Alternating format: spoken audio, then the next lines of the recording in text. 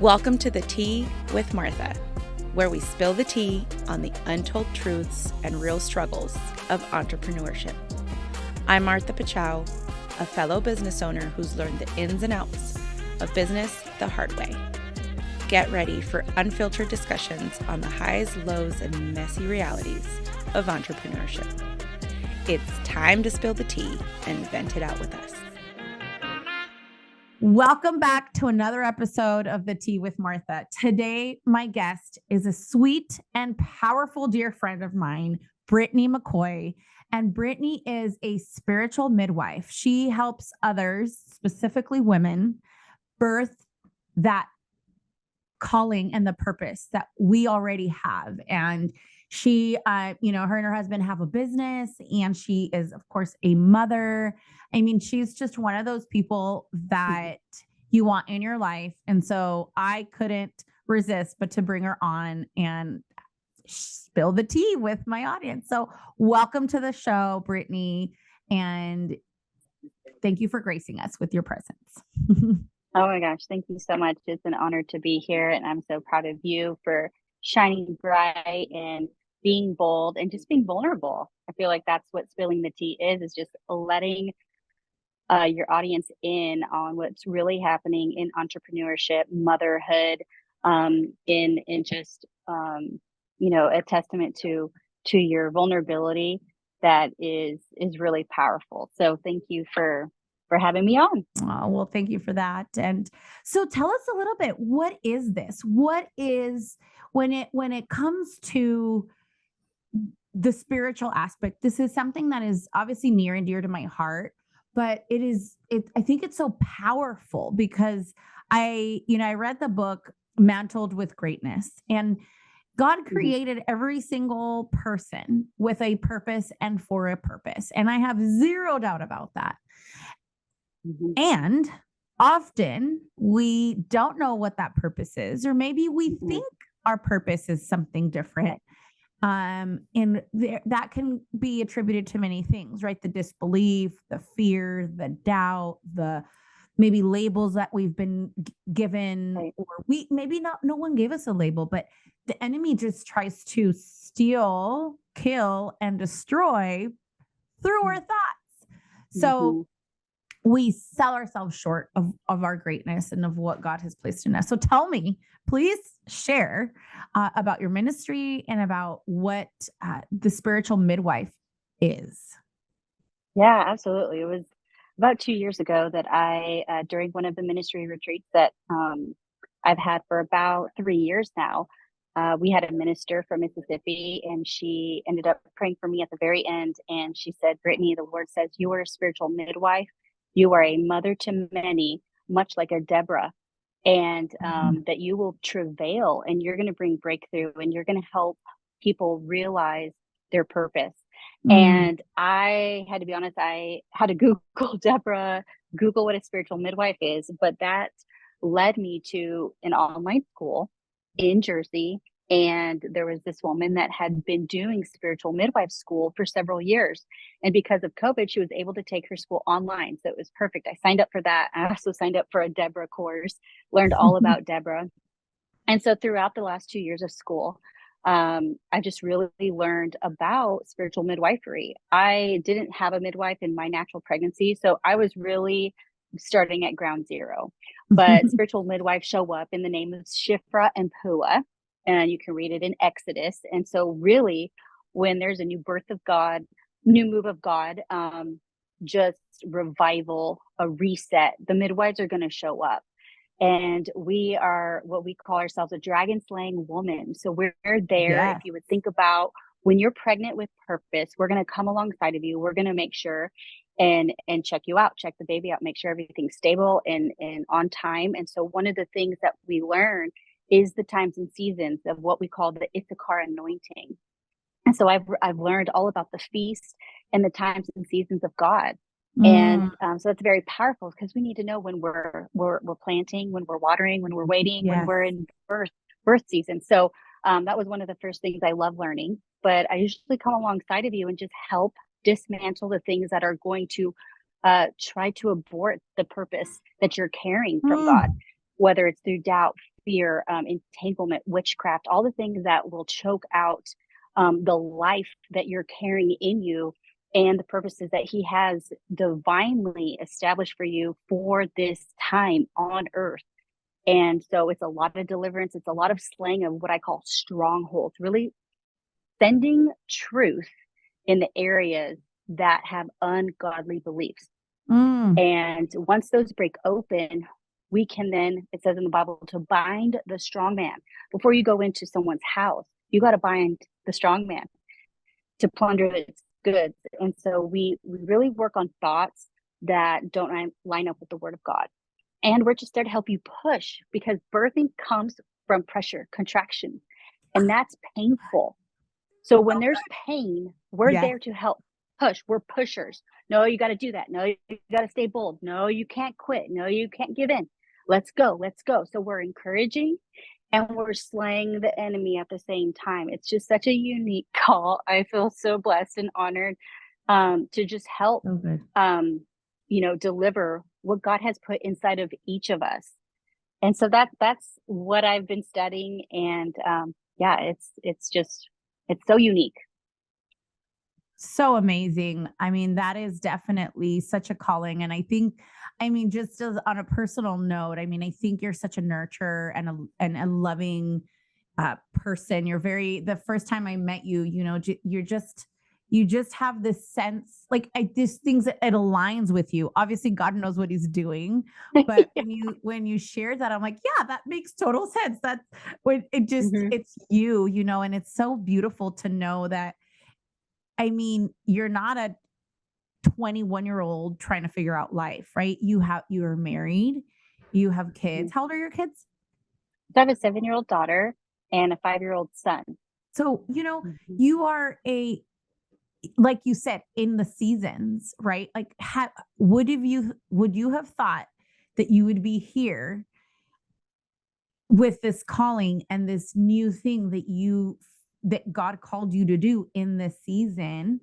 And what a beautiful thing to know, like, okay, I'm sure, and this was my next question, all the things that maybe you pushed through and what has been the hard in life to get you to here, because we sell ourselves short often when we think all these things happen to us and not for us, or we give up. Like you said, there's things that are going to be under pressure. When we're birthing a child, there's pain and there's pressure, and we know there's a beautiful baby on the other side, but you're like, somebody get this kid out of me. I want this over. I'm in agony. I'm in misery. It's the pain that there is no other pain that compares to childbirth.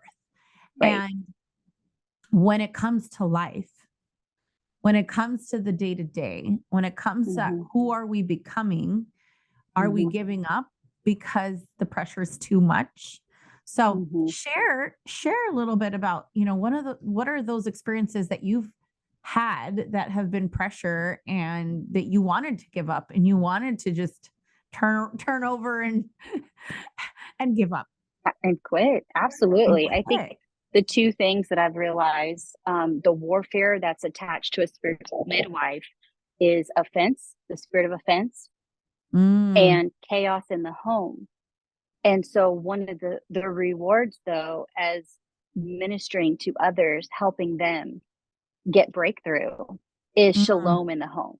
That our house is going to be in order, that me and my husband are in alignment and agreement, because power is in the agreement, and that the kids have peace and joy in the fruits of the spirit. And so that's something that I had to contend and guard, is for chaos coming in. But I just decree the shalom. And the spirit of offense comes in because an offense is a seed, and when it's watered, it's bitterness. And that's my story. I grew up with a lot of rejection and bitterness, and it was unbeknownst to me that I was bitter.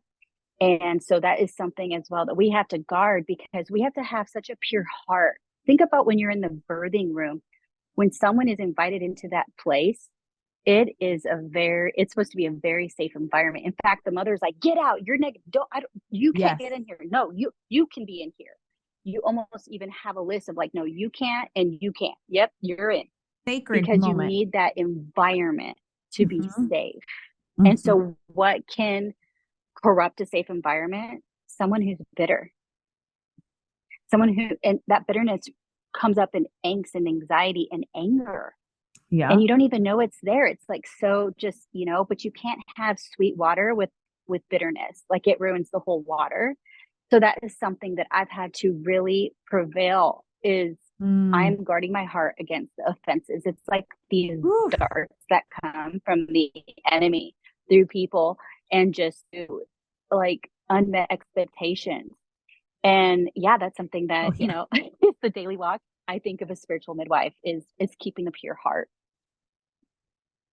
Yeah. So good, so powerful. I mean, I can't even imagine. It's the resistance, because it is true, when we're living in our purpose, when we're living in our calling, it's Mm-hmm. almost like it gets harder, right? Mm-hmm. We know now because we have awareness, and in the spiritual realm, you understand what those attacks are. But Mm-hmm. in the carnal realm, we get tired, you just want to Mm-hmm. break. You want to understand, why is this happening? I don't understand. I'm Mm-hmm. doing good. I'm doing good. But Mm-hmm.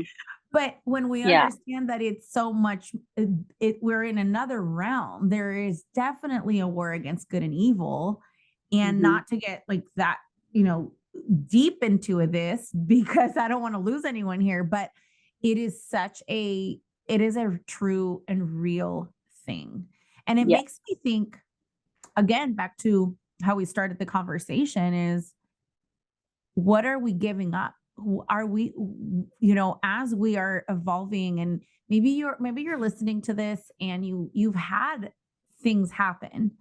Maybe you're trying to connect to faith and understand God and connect with God, and there's resistance, and that is a true testament. And that's truly what happens. And there's resistance, and things can come our way. Like you said, I have to protect to not get offended. I have to Mm-hmm. protect the peace in my home. And I'm sure that means saying no to things, and Mm-hmm. being very intentional with time and how time is spent and what happens in the time. It might be dinners, and it might be, certain days of the week you do certain things. And we could talk about Mm-hmm. that in a second. But as it relates to us, as you're building your business, as you're building a family, as you're building your purpose, I mean, what Brittanie just said is so good, is let's not give up. Let's not quit, because on the Mm-hmm. other side of seeking truth and seeking the next level in our faith, in our businesses, maybe it's pivoting, maybe something is not aligning anymore. Mm-hmm. And it's hard to say no. Maybe you're making money in your business, but it's not aligning anymore, and you have to say no to the thing. I mean, my wheels Exactly. are turning at all the I things know. we sell ourselves short because of pressure. Mm-hmm. Yes. We don't like pressure. Yeah. I don't like birthing. I had 3 babies, which I love dearly. Mm-hmm. I birthed them all natural. I did not have a midwife, Mm-hmm. by the way, but I remember the pain of birth. No Mm-hmm. epidural. I did all my, all the oils and all the tools and bouncy balls, and I went prepared. Mm-hmm. But it was painful. Mm-hmm. And if you ask me Mm-hmm. now if I would have another one, I would love maybe, the baby on the other side. But my Right. body can literally, when my husband's like, what if we try for a girl? I'm like, no way. This body cannot handle anymore. I am tapped out. Yes. Mm-hmm. So Yeah. it's so beautiful to think that there are people like you, and that God can provide people in our life to help us through the pressure, like a midwife, like your support system. Tell us about Yes. how you protect your house, your time, and how do you bring shalom in the home, peace, and how are you Yeah. intentional to not get offended? Because that's a Those tough one. practical steps. Well, I wanted to say 2 things that I was hearing, is that when we can find the purpose and Mm, attach the pain to the purpose, mm, then we get breakthrough. And mhm. when we have pain in vain is when we get lost. And Woo. so it's just really figuring out, okay, what's the purpose to this pain? Because there's no gain without pain. And we all know that Judas's job was to betray Jesus. And when there's a Judas that comes on the scene, we really freak out with betrayal, but betrayal is what leads to promotion. And if our maturity can rise in our response to the betrayal and love the Judas, Jesus called him a friend. Let him kiss him. If the mark of a mature believer is blessing, loving, and honoring your enemy. And I think a lot of times what we come in and do is we diagnose, okay, you're under all these attacks. You feel all this warfare. Is it warfare? Is it the flesh? Or is it God's test? And I think we get mixed up. Sometimes we resist God when we're called to resist the devil. And so we have to come sometimes and bring the revelation of where you really are at. Because if you don't pass God's test, you're going to go around the mountain again in another season, in another cycle, and there won't be promotion. And if we get stuck as a victim and a martyr of the warfare, then we've missed it sometimes. Now, is there warfare? Absolutely. There is an adversary who comes to kill, steal, and destroy. But is this the fire, the refining fire to pure? We have to yield to the potter. Yes, surrender. Right? But we resist the enemy. We're in our armor. So we don't yield to him. Yeah. And then is our flesh. Like, is there just something going on? We have to crucify our flesh. So I just really wanted to share those three things. That's probably the biggest just situations that I, have encountered is we're just mislabeling what's really truly going on. So hopefully that's a helpful tip. It is. I love that. It's so true because we want to write everything off. Oh, it's the enemy and oh my gosh, or, and you're just, like you said, we're resisting where it might be part of the process to get us to the promised land and not roam around for years and years because we resist. Yes. Yeah. And we're in the year 5784, 2024. It's the year of the open door. But what's going to be lying at the open door? Something sneaky that we have to slay, cut its head off at the threshold. There is going to be the enemy of your life, the enemy of your soul, whatever that is, at the threshold saying, no, you can't come in here. This door isn't for you. We cannot enter through that open door this year. And it's a leap year, meaning everyone is pregnant with purpose this year. This is a very unique year. Right? So we have a lot that we're carrying for the Lord for the future. And so, but we cannot get through that open door without slaying that thing in our life that will prohibit us. And a lot of people are not going to walk through the door because they see this giant thing. It could be fear. It could be unbelief. It could be jealousy. And if we don't slay it, then we'll get stuck. So I think some of the practical things that we do as a family is we take Sabbath very seriously because rest is a weapon. Yes. And it's how we war. And we really consecrate a day where we are the calendar is blocked. We don't have appointments.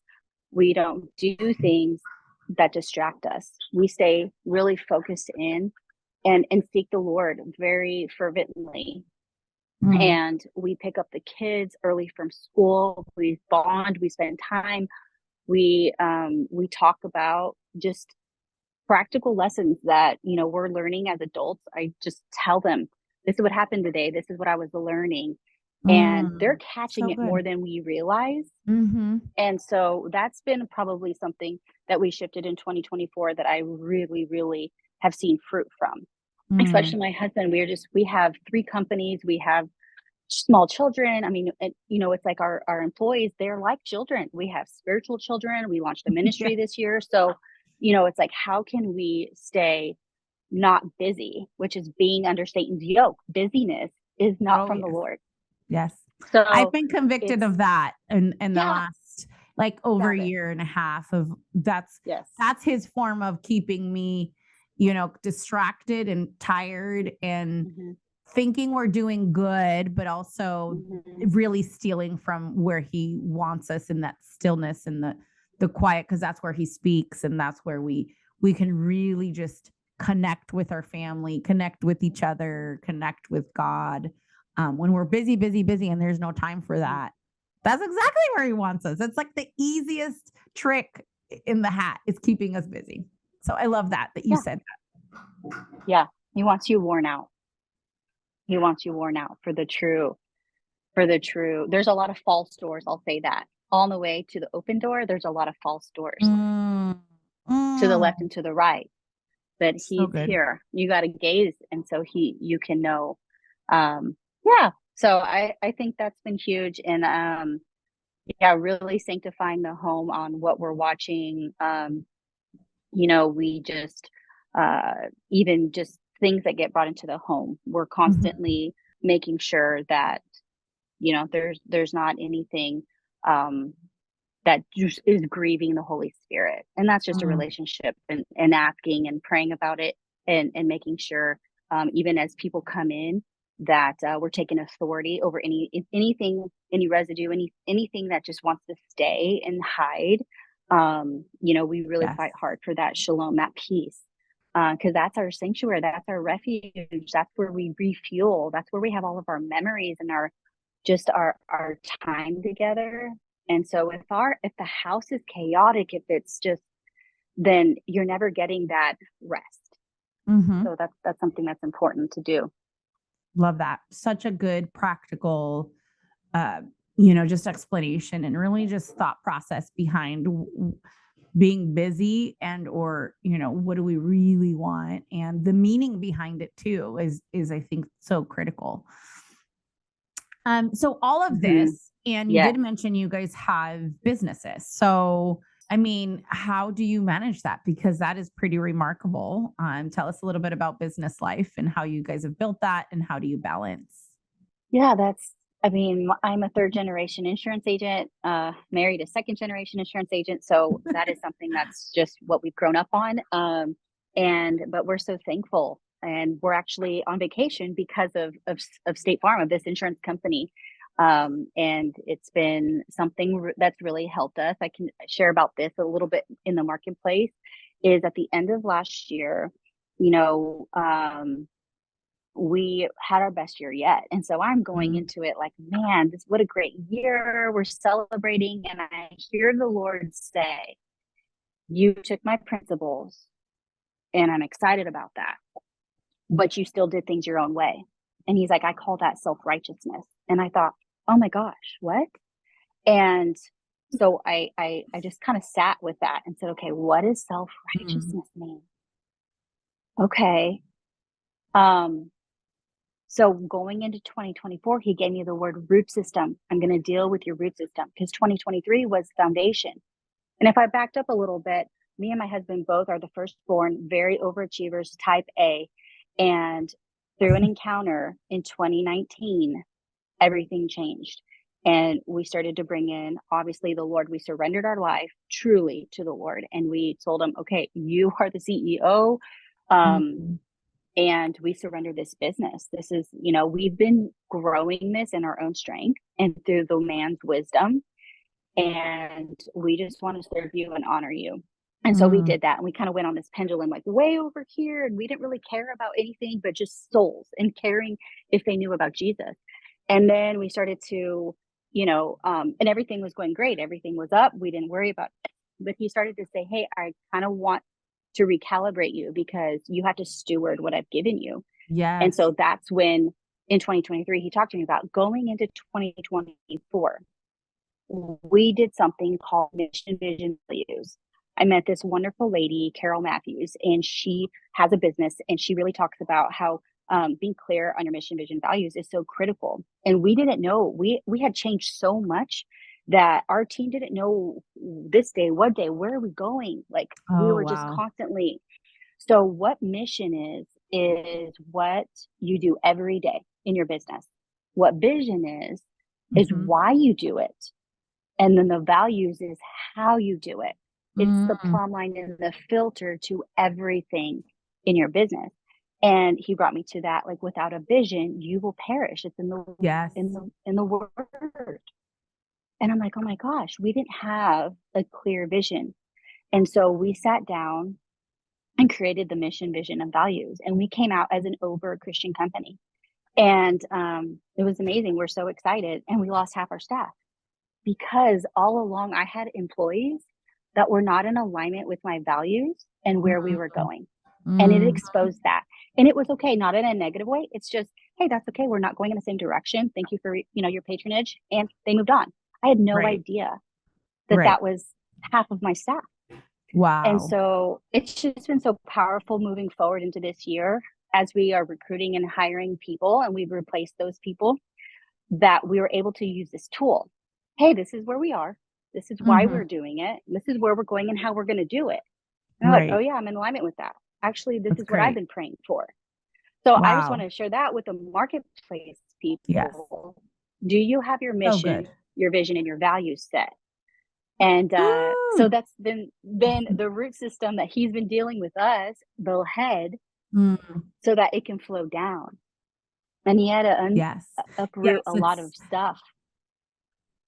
It's so true. I think, we mean well when we go all in, but we have to remember there's principles, and God is a God of excellence, and he wants things done well and done right.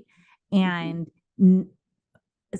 it's a process to get there. I love the journey and the story of, things were going fine, but we were all spinning our wheels, right? Nobody knew where, what, who, or at least that's what I hear you say.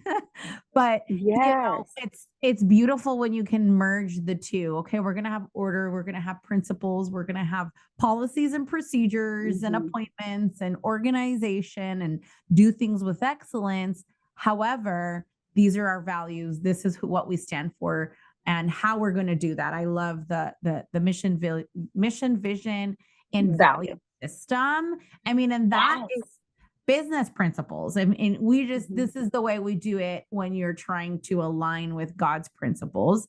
It's ironic how they mesh very well together if you know what you're doing. And I don't know, I think growing up in the church, that was kind of one of the things as I learned business and scaled my business. It was hard for me to, I didn't know how they both were going to unconsciously. I don't think I sat there and said, oh, I don't know. I don't think I could do it both together. It wasn't a black and white type of thing. It just felt like foreign. Like, okay, my faith is over here and my business is over here, and I can kill it over here because all the gurus and all the mentors and all the books and all the workbooks and all the things tell you to do all these things. Well, the irony is, guess what? You can do both and bring those in alignment with God's principles in so much more beautiful. So I love that you brought that up, and that it's good and okay to be successful, because I always say there's no mission if there is no margin. If you don't have the resources, the doors will close, the lights will be turned off, and there will be no mission. And it's good to live in abundance and live in excellence and be able to give and be able to bless others, because that is a true, that is really being, that is ministry. And that margin part, oh man, that's, they say you're really wealthy when you're able to fulfill your own destiny and those around you from the overflow, which is margin, that it's not just enough for you, but for others. So I have a question for you. So what do you, as a entrepreneur, very successful one at that, how have you applied the principles of the tithe? Because that's something that I've really faced and get a lot of questions. But that's one of those things that it's his principle, but you have to do it his way. And that's righteousness versus self-righteousness is doing, okay, yeah, I'm going to take that, but then I'm going to kind of do what I want with it and apply my way to it. So what is your, experience with that? I mean, I think that, as they say, as the word of God says, if when you're faithful with the little, if you're not faithful with the little, you can't be faithful you won't be faithful with the big. So it's all relative, because when you have $1,000 and you're like, $1,000, how am I supposed to give 10%? I only have $1,000. When you have a few zeros on top of that, and you're just, okay, 100,000. Well, that's a lot of money. And then you add another zero to that. Well, what does that million look like? Right. What now it's all relative. And I think for me, it's been, I can't say that I am, righteous and perfect. I'm not. I do think that God puts us we're here for a time and a purpose. And I'm here now. I was born for this time. And if my church is working on something that I know that I can support on top of the tithes, that's like not even, I don't know it. Mine are even on auto. I obviously I see it, but I don't ever want to miss it. Right. And so because it's become so, the understanding of the why, it's not even mine to begin with. Right. Like, I'm grateful for the opportunity to be gifted with talents and have put them to use, but they're really not mine to begin with. My business is not mine. And I think the same thing happened for me, the evolution of like, oh my gosh, I did this in my strength. Like, this is great. Like, I worked myself ragged and like, yay, we wear this badge of honor. Like, we're just hard workers and we're working 80-hour weeks and, all these things. That's not that I was trusting in God, but it was just different. Like I said, I had my faith, but they were like two buckets, like, okay, I'd go to church on Sunday and I pray and I have my time, but then I'm like, okay, I'm going to go kill it over here at work. I'm going to work my tail off and I'm going to do all these things. But really now I surrendered. I had to learn to surrender the perfectionism and learn to surrender the details and learn to surrender and just say, I could get better in my business, because it is really hard. In my line of business, it's hard to find staff members. And so like, we'll put on the application, are you okay with praying? And are you okay? There's all these labor laws. We have a big company now. And so there's all these things you can't say. And I just, it's gotten harder and harder to filter through that and not discriminate and stay compliant. But also I've gotten like more and more clear on who we are. And so I do believe that you attract the people. And in turn, I used to have a harder time, and it's been a conversation with my husband, like sometimes there'll be a call for something and I'm like, I think like we should do this. And it's far beyond maybe what we already have done. And that's, I think, the hardest part is wanting to be obedient to God, but also I have to consult my husband and we have to be in alignment there. And so I don't know if that answers your question, but like, I think the money piece and tithing and offering is there's a lot of room for misinterpretation when it comes to this subject of, well, is it the top? Is it the bottom? Is it this? Is it that? Is it your business? Is it your salary? Is it, for me, it's like whatever's on my name, whether it's on a salary check or in my bank account, I still own the bank account and I still own the business. And I didn't write it. That's what he said. But I also know without a shadow of a doubt, that is why we have been blessed over and over and over, far beyond what I never in my wildest dreams. And I'm like, listen, we're not like, wow, rolling in it, but still, I still feel like I would have never dreamt of this life, but God has honored the little bit back when we didn't have that much, but I've always been a giver. And I think it's the principle. You reap what you sow. I find it fascinating that it's the one place in scripture where he says, test me on this. Like, oh, what? And there's been times where I've had big zero problems. Like not Mhm. too far, Mhm. like not long ago, where things Mhm. are a little rough. Because again, the more there is, the more risk and the more responsibility. If things weren't Mhm. going the way they should have, or that we projected, or the banks, like the economy's shifted and things weren't going according to plan. Mhm. And I was praying and fasting literally because I'm like, Lord, I don't know, like this could put us out. And I knew I had to give, and it was painful. I hadn't felt that pain in a long time, if I'm honest. It's like, Mhm. are you sure? Like, because then I wouldn't be able to do this. And like, I really need to do that. Like, it's not I'm going on vacation. It's like, I need to pay this bill. I need to like meet Right. payroll, or I need to, it was like a thing that was not optional. Mhm. Would you know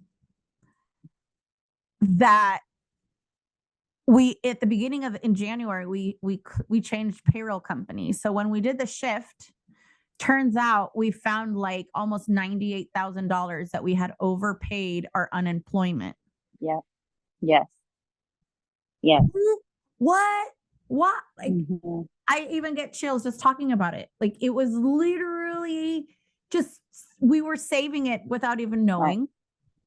They had been deducting a wrong percentage, and had Mhm. been just saved basically there. And they're Yeah. like, yeah, we were wondering about this. I'm like, they said we kept sending letters. I'm like, well, I never got a letter. Where did you send them to?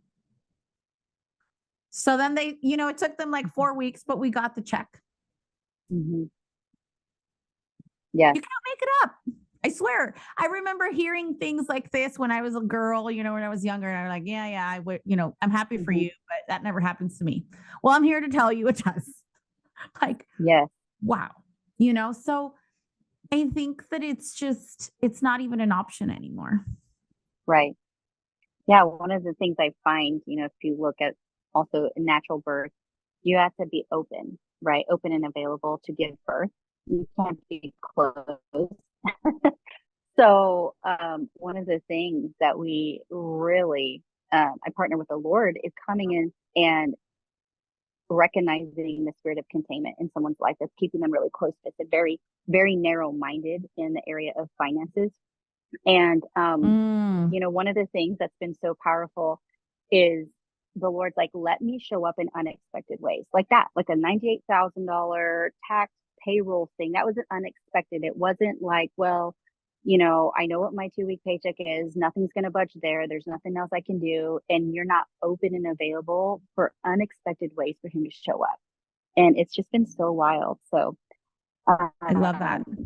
that's one of the things that we can really break through, is just that paradigm of being a good receiver and letting him Yes. just surprise us. Yes. I So love that. Oh my yeah. gosh. We could talk about all this stuff for hours, but I know that you are on vacation. So thank you for taking the time out of your beautiful Absolutely. family time, and coming on Absolutely. and gracing us with your wisdom. It's been wonderful. Every time we get to see each other, it's been great. I wish it was more often, I but know. thank you for your obedience and showing up and blessing us, all of us around you. You're a hot commodity. Oh my gosh. Oh we, my we gosh. we are all blessed when you pray for us, and this has been great. Brittanie, where can we find you? Oh wait, let's talk about, you have an event coming up, and I know Yes. I want to make it. And so if you're listening to this, DM me, and we can put together a group and we can go out to Oklahoma in October. So tell us about the event that's coming up, because it is great. Yeah, so my website is McCoy, MCCOY, ministries.com. And there you'll find all of the events that we are putting on. Our next retreat, which is retreat number 11, is going to be in Oklahoma City. It's at a really, really cute bread and breakfast called Bradford House. And we are bringing a guest minister. She's a prophet to the nations. She is very powerful in understanding the attacks from Jezebel. she's in the marketplace. And so we are specifically going to target what it is, what it means in Ephesians 6. What are our weapons? Because they're not carnal. What is the armor of God? What's false armor? And just how to navigate strategies and solutions as we are in the marketplace, ministering in the marketplace, but just bringing our faith into the marketplace. And I think a lot of women are doing that. They're going bold and they're standing up. They are, deciding that they're all in, but they're getting hit because they need the training and the equipping on how to handle when you are speaking boldly for God. And so that's coming up October 25th and 26th in Oklahoma City. There is a ticket price, and it's for 2 days. And we just go very deep. We will worship, we will teach, we will pray. You'll get ministry, swag bag, all the things, eat lots of food. And so that's retreat number 11 coming up. Awesome. Well, I can't wait for that. And I love everything that you're doing. And like I said, I really just appreciate your heart and all the things you do for those around you. So, where can we find you? I know you're Brittanie McCoy, and that's Brittanie. But where can we find you on socials or website? Yeah. So my Instagram is Kingdom Change Agent. Kingdom Change Agent. Awesome. And on Facebook, I'm just Brittanie McCoy. And so, yeah, you can find me there.